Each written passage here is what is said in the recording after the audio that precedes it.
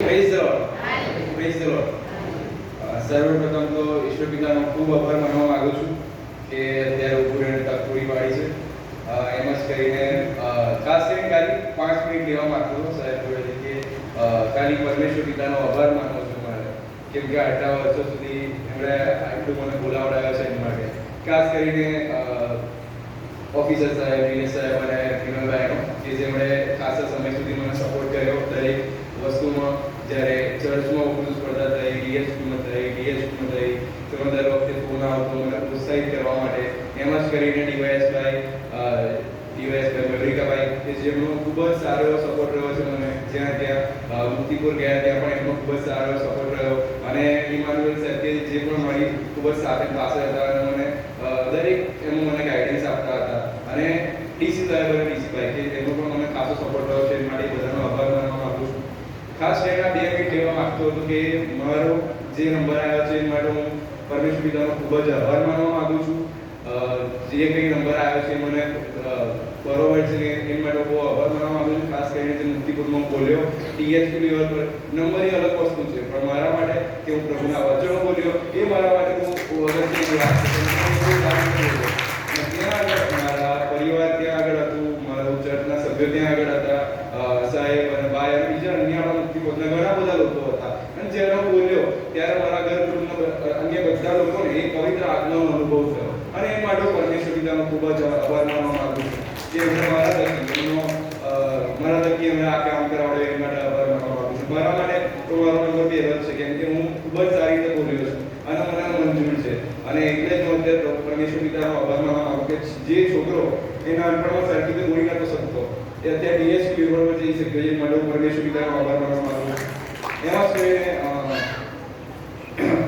મારા માતા પિતા અને પરિવારજનો, મારા દાદી કે ક્યારે મને છોડ્યો નથી એમને. કે જ્યારે હું નહોતો બોલી શકતો તો પણ ક્યારે એમણે મને છોડ્યો નથી. જ્યાં સુધી સરખું બોલતો ના હતો ત્યાં સુધી છોડ્યો નહીં મને. બહુ સ્ટ્રોંગ લોકો જ આ લોકો. મારા માતા પિતા અને દાદી અને મારા પરિવારજનો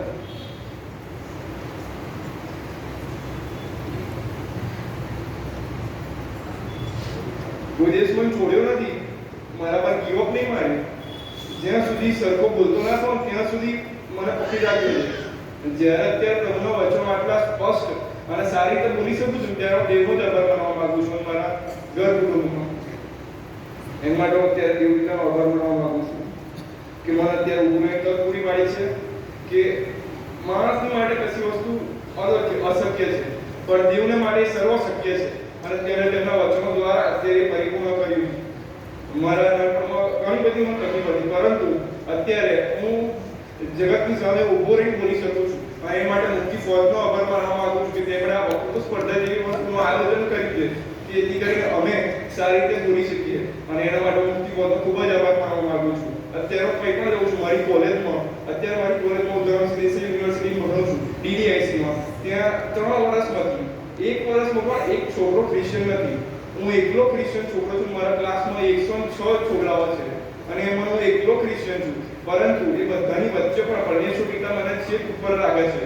અને એમાં પણ મારી કમિટીમાં હું વાઇસ પ્રેસિડેન્ટ છું. એટલે દેવે મને આટલો સમય સુધી સાચ્યો. એમના માટે એમના શબ્દો, એમના જીવન વચનો બોલવા માટે મને તક પૂરી પાડી અને આટલો સમય મને સંભાળ્યો. દરેકનો સાથ સહકાર, સાહેબનો, બધાનો, જેથી કરીને છેલ્લા 2 દિવસથી પ્રાર્થના વિનંતી આપતા કે મારા કેન્ડિડેટ માટે કે જેમણે અમારે જવાનું હતું એ માટે ભાઈ સાહેબ બધાનો ખૂબ જ આભાર માનું છું. મંડળના લોકો કે જેમણે અમારા માટે પ્રાર્થના કરી છે એમનો આભાર માનું છું. બધાનો આભાર માનવા માંગુ છું કે તેમણે અત્યારે ફરી એકવાર પરમેશ્વર પિતાનો આભાર માનું છું. આ તક માટે સાહેબ માટે થેન્ક યુ. આ તક પૂરી પાડી એ માટે આભાર.